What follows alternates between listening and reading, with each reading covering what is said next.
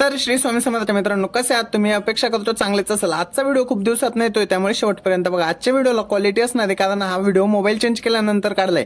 सकाळी सर्वात अगोदर म्हशीकडे आलो, हिचं दूध काढायचं होतं, दूध वगैरे काढलं आणि आज मनेची त्याचं म्हशीचं गायचं आपल्याला चावदायचं होतं, त्यामुळे त्यांना सर्वात अगोदर आपल्या घरासमोर बांधलं, त्यांचं सर्व काही आटपून घेतलं आणि परत त्यांना त्यांच्या जागेवर बांधून दिलं. आता त्यांचं तर सर्व काही आटोपणं झालं होतं, पण मग मी स्वतः तयार नाही झालो होतो. आज आपल्याला भुसावळ गावामध्ये कुर्ला इथे जायचं होतं आणि तिथं गेल्यानंतर एक डॉक्टरांशी काम होतं, तेवढं आटपायचं होतं. मग काय कार बाहेर काढून घेतली आणि तिला एकदम व्यवस्थित धुवून घेतली. कार धुणं झाल्यानंतर तिथनं निघालो तर डायरेक्ट कुर्ला गावाला जाण्यासाठी. आणि भाऊ इथं आल्यावर सर्वात अगोदर महाराजांचे दर्शन घेतले. आणि इथे एक गोष्ट अशी भारी वाटली की आजोबा आहे ना एवढं उतरत्या वयामध्ये पण झाडांना आळ करून पाणी टाकत होते. ते जाऊ द्या, एकदम मस्त काही होता. हा छोटा मुलगा पण एकदम पिलांसोबत खेळत होता, एकदम भारी वाटलं. त्यामुळे इथले सर्व व्हिडिओ काढून घेतले.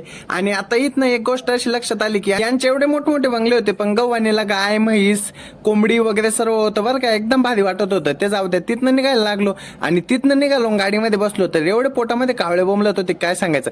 ते जाऊ द्या, फक्त भुसावळ आपल्याकडे नाही ना 5 किलोमीटर दूर होतं. मग काय तिथं गेलो आणि तिथले फेमस वडापाव म्हणजे ते घासेलाल का कोणते म्हणतात ते एकदम खाऊन घेतले आणि तिथनं निघालो तर डायरेक्ट घरी यायला. आणि घरी आलो राकेश बनकरने आता अशी गोष्ट मनावरती घेतली की डायरेक्ट एकदम बॉडी वगैरे बनवायची, डायरेक्ट विषयच होऊन द्यायचा बरं का आता. आणि आपण 4 महिन्यापूर्वी जो सामान आणला होता, डंबेल्स वगैरे, ते एकदम आपल्या गच्चीवरती ठेवले होते. मग काय ते काढून वगैरे घेतले, एकदम फुल दिसलं, ते चुरा करून घेतला आणि एकदम ते चिप्स वगैरे काय म्हणतात ते ओढत बसलो आणि नंतर खालती आलो. जाऊ द्या, खालती आलो, कपडे वगैरे चेंज केले आणि आता आहे ना भोलेबाबांच्या मंदिरात जायचं होतं, कारण तिथे जाऊन स्वामी चरित्राचं पारायण करायचं होतं. एक लोटा जल सभी समस्या का हला असं म्हटलं आणि डाय मंदिरामध्ये आलो. मित्रांसोबत टाइमपास करत करत संध्याकाळ होऊन गेली. ते जाऊ द्या, मंदिरामध्ये आलो, इथं भोलेबाबांचे दर्शन घेतले आणि भोलेबाबांना जल अर्पण केलं आणि स्वामी चरित्र वाचत बसलो. तर भेटतो पुढच्या ब्लॉगमध्ये, तोपर्यंत फॉलो करा.